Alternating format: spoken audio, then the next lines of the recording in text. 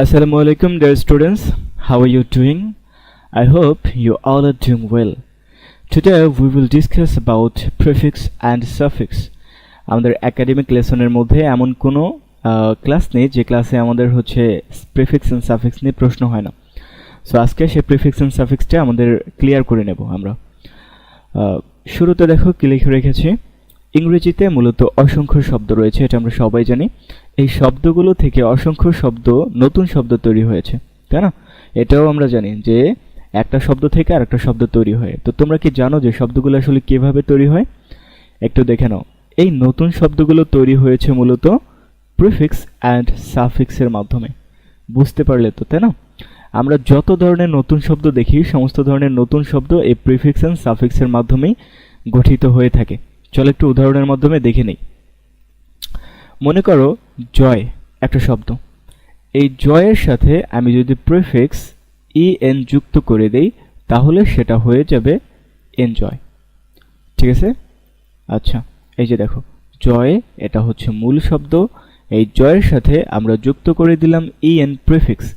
নতুন যে শব্দটি গঠিত হয়েছে সেটা হচ্ছে এনজয়। তো এই যে এনজয়, জয় থেকে এনজয় নতুন শব্দ গঠিত হয়েছে। কিভাবে গঠিত হয়েছে? এটা গঠিত হয়েছে প্রিফিক্স যোগে বা প্রিফিক্স অ্যাড করার মাধ্যমে। এরপরে দেখো অ্যাটেইন। অ্যাটেইন হচ্ছে একটা মূল শব্দ। অ্যাটেইনের সাথে যখন আমরা মেন্ট যুক্ত করে দেব, MENT মেন্ট, তখন সে শব্দটা যে নতুন শব্দ যুক্ত হবে সে নতুন শব্দটি হবে অ্যাটেইনমেন্ট। ঠিক আছে? অ্যাটেইন শব্দের অর্থ অর্জন করা, অ্যাটেইনমেন্ট মানে অর্জন, জয় মানে আনন্দ, এনজয় মানে আনন্দ দেয়া। তাহলে আমরা দেখতে পেলাম যে শব্দ দুইভাবে গঠিত হতে পারে। একটা হচ্ছে পূর্বে, মেইন শব্দের পূর্বে কোনো কিছু যুক্ত হয়ে একটা নতুন শব্দ গঠিত হতে পারে, আবার মেইন শব্দের পরে কোনো কিছু যুক্ত হয়েও একটা নতুন শব্দ গঠিত হতে পারে। তার মানে দুইভাবে নতুন শব্দ তৈরি হতে পারে। এই দুইভাবে তৈরি হতে পারে, তার মধ্যে একটি হচ্ছে suffix, prefix, and the another one is suffix, prefix এবং সাফিক্স। এবং এখন কখন কোনটা প্রিফিক্স কোনটা সাফিক্স চলো দেখে নেই। ওয়েল, প্রিফিক্স মূল শব্দের শুরুতে যে বর্ণ বা বর্ণ সমষ্টি যোগ করে নতুন শব্দ তৈরি করা হয় তাকে প্রিফিক্স বলে। মানে হচ্ছে একটা মূল শব্দ থাকবে, মেইন একটা শব্দ। এই মূল শব্দর পূর্বে যদি আমরা কোনো বর্ণ অথবা বর্ণ সমষ্টি যুক্ত করে একটা নতুন শব্দ তৈরি করি তাহলে সে পূর্বে যে বর্ণ বা বর্ণ সমষ্টি যুক্ত করব সেটাকে আমরা প্রিফিক্স বলবো। যেমন এখানে দেখো রেগুলার হচ্ছে একটা মূল শব্দ। রেগুলার শব্দটির পূর্বে আমরা আইআর যুক্ত করেছি। হ্যাঁ, এই যে রেগুলার, রেগুলার হচ্ছে একটা মূল শব্দ। রেগুলারের পূর্বে আমরা আইআর যুক্ত করে এরপরে প্রিফিক্স যোগে যে নতুন শব্দটি গঠিত হয়েছে সেটি হচ্ছে ইরেগুলার। এই যে আইআর বা এর, এটা যে পূর্বে আমরা যুক্ত করেছি, এই আইআরটাই হচ্ছে মূলত প্রিফিক্স। ঠিক আছে? রেগুলার হচ্ছে মূল শব্দ, প্রিফিক্স হচ্ছে আইআর, নতুন শব্দ হচ্ছে ইরেগুলার। রেগুলার মানে নিয়মিত, ইরেগুলার মানে অনিয়মিত, ইটস ইন অল। এরপরে দেখো, তাহলে আমরা বুঝতে পেলাম বা বুঝতে পারলাম যে মূল শব্দের পূর্বে যে বর্ণ বা বর্ণ সমষ্টি যুক্ত হয় তাকে আমরা প্রিফিক্স বলি। এখানে যেহেতু আইআর এক্সট্রা যুক্ত হয়েছে তাই আমরা আইআরকে এখানে প্রিফিক্স বলবো। এরপরে দেখো সাফিক্স। মূল শব্দের শেষে যে বর্ণ বা বর্ণ সমষ্টি যোগ করে নতুন শব্দ তৈরি করা হয় তাকে সাফিক্স বলে। যেমন দেখো ইন্ডিকেট। ইন্ডিকেট হচ্ছে একটা মূল শব্দ, এর মানে হচ্ছে নির্দেশ করা। আর ইন্ডিকেটের সাথে দেখো ION যুক্ত হয়েছে এক্সট্রা, ইন্ডিকেশন। তো যেহেতু ইন্ডিকেটের সাথে ION যুক্ত হয়েছে, ইন্ডিকেট শব্দটির পরে যুক্ত হয়েছে, তাই আমরা এটাকে সাফিক্স বলবো। এবং নতুন শব্দটা হচ্ছে ইন্ডিকেশন মানে নির্দেশ। ঠিক আছে? সো আমরা শিখলাম কোনো মূল শব্দের পূর্বে বর্ণ বা বর্ণ সমষ্টি লেটার বা লেটার কিংবা লেটার্স যুক্ত হয়ে যদি নতুন শব্দ গঠিত হয় তাহলে আমরা সেটাকে বলবো প্রিফিক্স। আর মূল শব্দের শেষে কোনো বর্ণ বা বর্ণ সমষ্টি যুক্ত হয়ে যদি নতুন শব্দ গঠিত হয় তাহলে সে বর্ণ বা বর্ণ সমষ্টিকে আমরা বলবো সাফিক্স। তাহলে আমরা সাফিক্স অ্যান্ড প্রিফিক্সের ব্যাপারে ক্লিয়ার হয়ে নিলাম। কিন্তু ব্যাপার হচ্ছে এই সাফিক্স অ্যান্ড প্রিফিক্স জানার পরেও পরীক্ষায় আমাদের প্রশ্ন সমাধান করতে অনেকটাই ঝামেলায় পড়তে হয়। চলো একটা রিয়েল প্র্যাকটিস করে আমরা এখন একটা বোর্ড প্রশ্ন সলভ করব। বোর্ড প্রশ্ন সলভ করার মাধ্যমে দেখে নিব যে সাফিক্স অ্যান্ড প্রিফিক্সটা আমাদের কিভাবে শিখতে হবে। চলো দেখে নিই। ওয়েল, সো চলো আমরা ঢাকা বোর্ড 2022 সালে SSC SSC examination Dhaka board 2022 সালে যে সাফিক্স অ্যান্ড প্রিফিক্স পরীক্ষা এসেছিল, আমরা সেগুলো পুরো প্যাসেজটা সলভ করে দেখব যে পরীক্ষায় মূলত সাফিক্স অ্যান্ড প্রিফিক্স কিভাবে এসে থাকে এবং how we can solve it. ভিডিওটা শুরু করার আগে কিংবা প্যাসেজ পড়ার আগে আমি বলে নেই, পার্টস অফ স্পিচ সম্পর্কে আমাদের স্পষ্ট ধারণা থাকতে হবে, পার্টস অফ স্পিচের পজিশন সম্পর্কেও আমাদের স্পষ্ট ধারণা থাকতে হবে।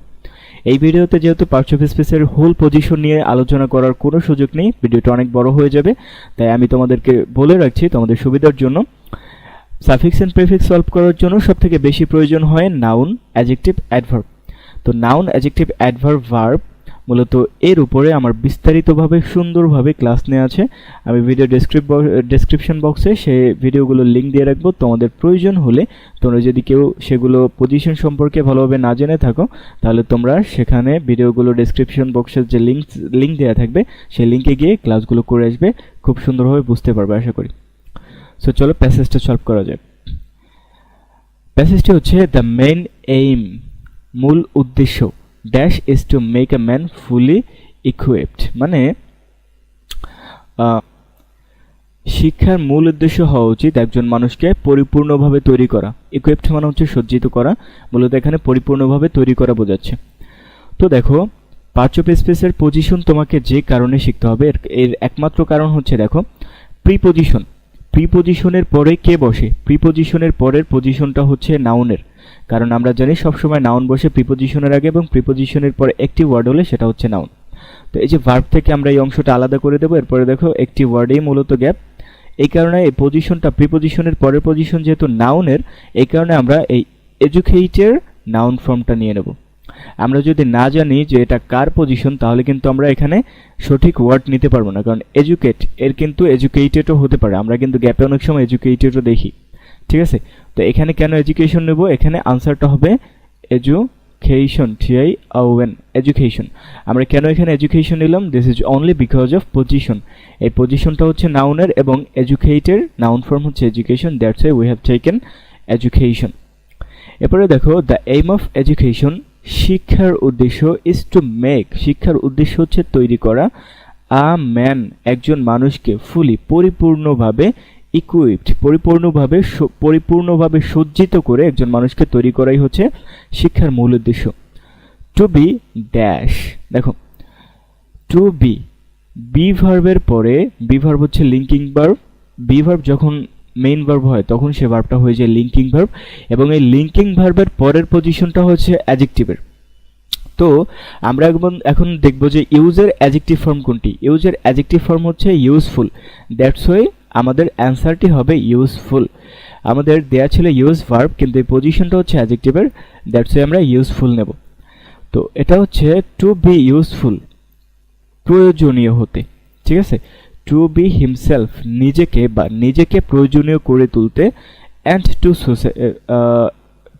Himself and to society, oh yes, অর্থটা হচ্ছে এরকম যে নিজেকে নিজের কাছে যোগ্য করে তুলতে, অ্যান্ড সোসাইটি টু সোসাইটি, সমাজের কাছে, নিজেকে নিজের কাছে এবং সমাজের কাছে যোগ্য করে তুলতে শিক্ষার মূল উদ্দেশ্য হওয়া উচিত একজন মানুষকে কি করা?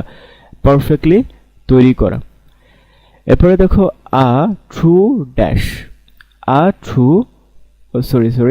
ট্রু এডুকেটেড পারসন, এই যে এ ট্রু এডুকেটেড পারসন। দেখো অ্যাডভার্বের যে ক্লাসটা আমার নেওয়া আছে সেখানে সুন্দরভাবে বলা আছে যে এডুকেটেড, অ্যাডজেক্টিভের পূর্বে সাধারণত অ্যাডভার্ব বসতে পারে। অ্যাডভার্বের যে পজিশনগুলো আছে সে পজিশনের মধ্যে একটা হচ্ছে সে অ্যাডজেক্টিভের পূর্বে বসতে পারে।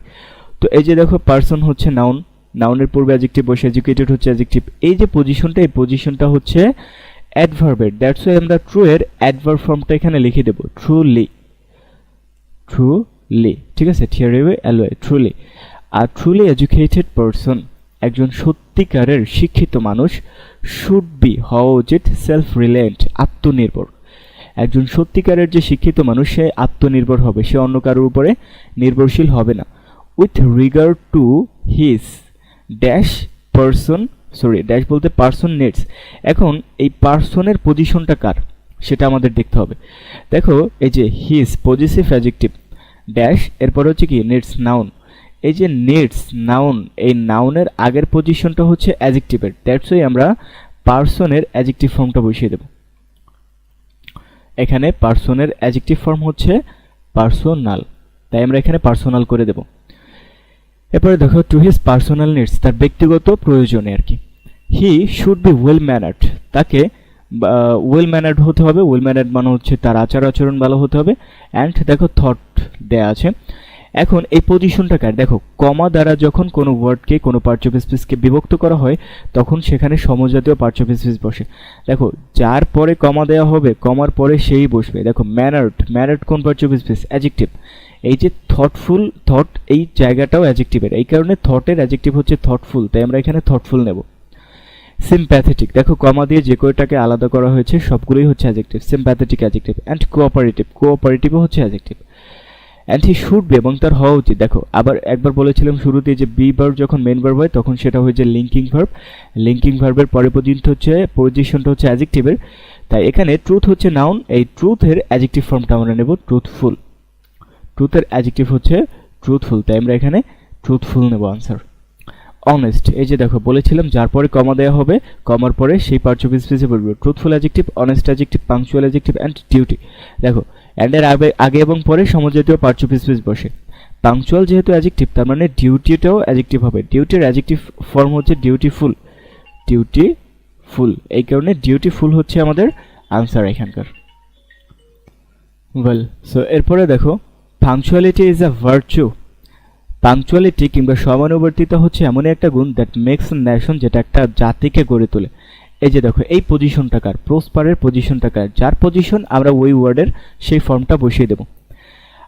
আমার অ্যাডজেক্টিভের ক্লাসে বলেছিলাম, অ্যাডজেক্টিভের পজিশনে বলেছিলাম যে নাউনের পরে অ্যাডজেক্টিভ বসতে পারে, ঠিক আছে? তো এখানে মূল ওয়ার্ড হচ্ছে নাউন, ন্যাশন। এই ন্যাশনের পরে যেহেতু প্রসপার কথাটি আছে তার মানে এই পজিশনটা হচ্ছে অ্যাডজেক্টিভের, যে বসবে তাকে অ্যাডজেক্টিভ ফর্মে হতে হবে।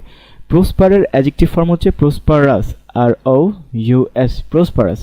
That's why we will take the answer prosperous, P R U S, prosperous. হ্যাঁ, তো এই যে দেখো punctuality is a virtue that makes nation prosperous. সময়ানুবর্তিতা হচ্ছে এমনই একটা গুণ যেটা একটা জাতিকে উন্নত করে তোলে। তো যে ন্যাশনের পরে আমরা প্রসপার থেকে কেন প্রসপারাস নিয়েছি? বিকজ নাউনের পরে অ্যাডজেক্টিভ বসতে পারে, কারণ নাউনের পরে অ্যাডজেক্টিভ বসে নাউনকে মডিফাই করতে পারে। এই প্রসপারাস কথাটি এই ন্যাশনকে মডিফাই করেছে। কেমন জাতি? উন্নত জাতি। দেখো অ্যান এডুকেটেড পারসন, একজন শিক্ষিত লোক, ট্রাইস টু করার চেষ্টা করে। কি করার চেষ্টা করে? দেখো মুভমেন্ট, তো নড়াচড়া করা, সরানোর চেষ্টা করে, সরানো। তো এখানে মূলত টু এর পরে ভার্বের বেস ফর্ম বসে। হ্যাঁ, মুভ ভার্বের বেস ফর্মই আছে, কোনো সমস্যা নেই। কিন্তু অর্থ অনুসারে আমাদের কি হয়? আমাদের সবসময় মনে রাখতে হবে যে ওয়ার্ডটা দেয়া থাকবে কখনোই সেটা হবে না, অবশ্যই তার ফর্মের পরিবর্তন করতে হবে। তো আমরা ভার্ব ফর্মেই রাখবো। সেটা করতে পারে দেখো অ্যান এডুকেটেড পারসন, একজন শিক্ষিত মানুষ, ট্রাইস টু চেষ্টা করে। কি চেষ্টা করে? রিমুভ, ট্রাইস টু রিমুভ, ঠিক আছে? এই যে কথাটি যুক্ত হবে। ট্রাইস টু রিমুভ, দূর করার চেষ্টা করে। The sufferings of his countryman, তার দেশবাসীর দুঃখ কষ্ট দূর করার চেষ্টা করে। তো এই পজিশনটা ভার্বের, তাই আমরা রিমুভ ভার্ব রেখেছি। ভার্বের বেস ফর্মের পজিশন, তাই আমরা বেস ফর্মে রেখেছি, শুধু আরই প্রিফিক্স যুক্ত করেছি।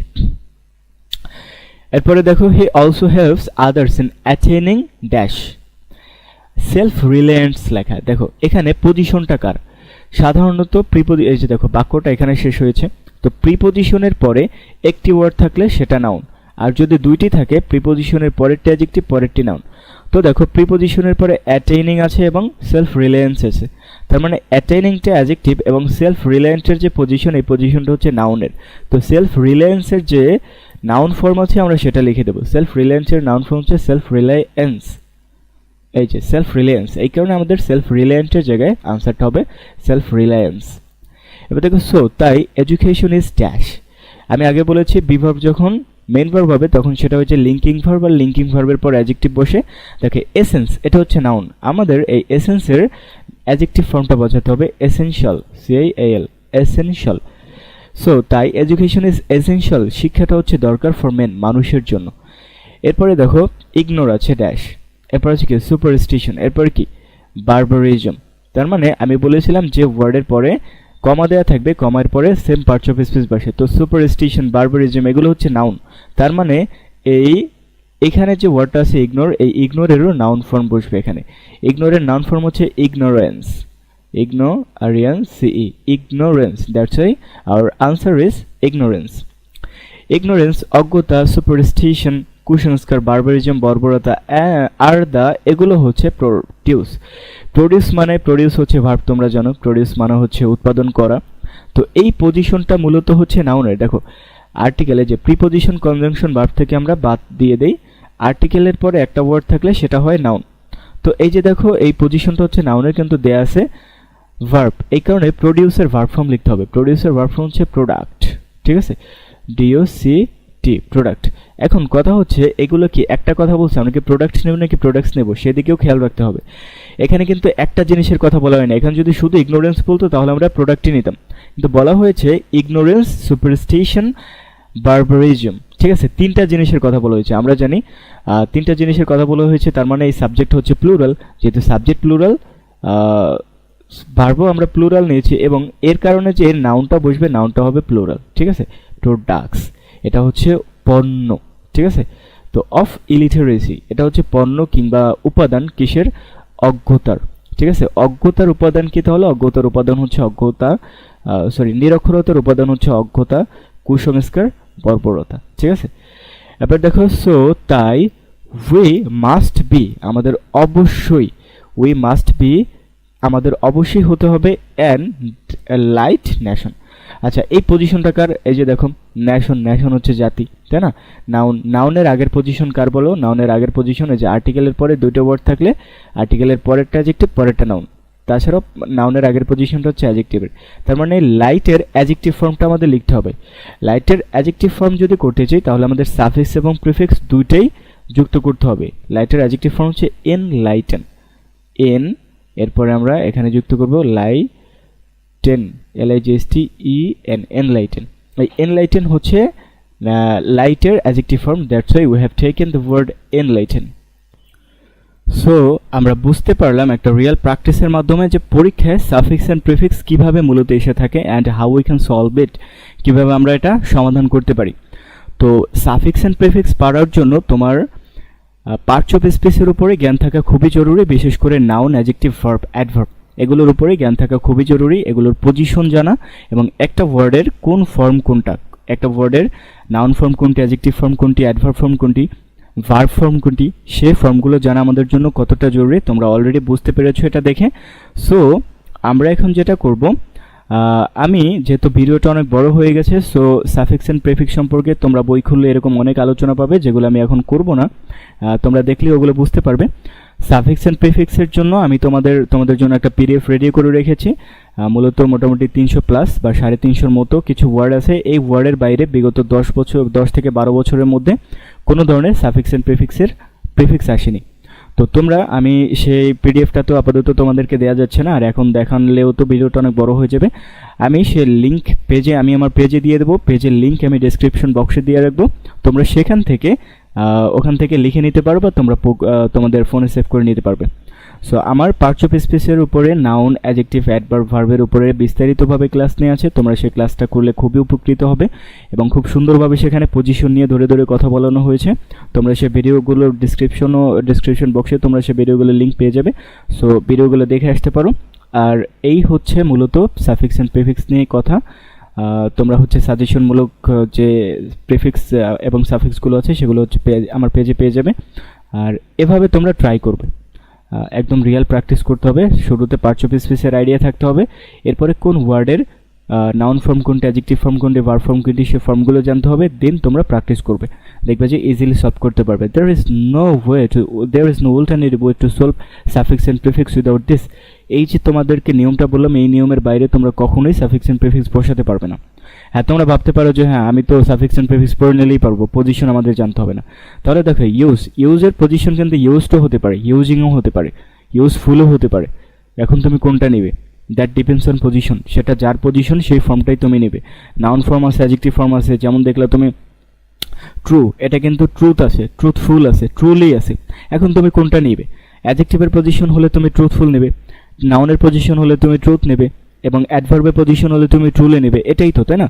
আর এটা যদি তুমি সুন্দরভাবে বসাতে চাও তাহলে অবশ্যই তোমাকে পার্টস অফ স্পিচের পজিশনটা খুব সুন্দরভাবে বুঝতে হবে। সো দেরি না করে সেই ক্লাসগুলো করে আসো। টিল দেন দেখা হচ্ছে তোমাদের সাথে নেক্সট কোনো ভিডিওতে। তোমরা সে পর্যন্ত সবাই ভালো থাকো। Tata, bye bye.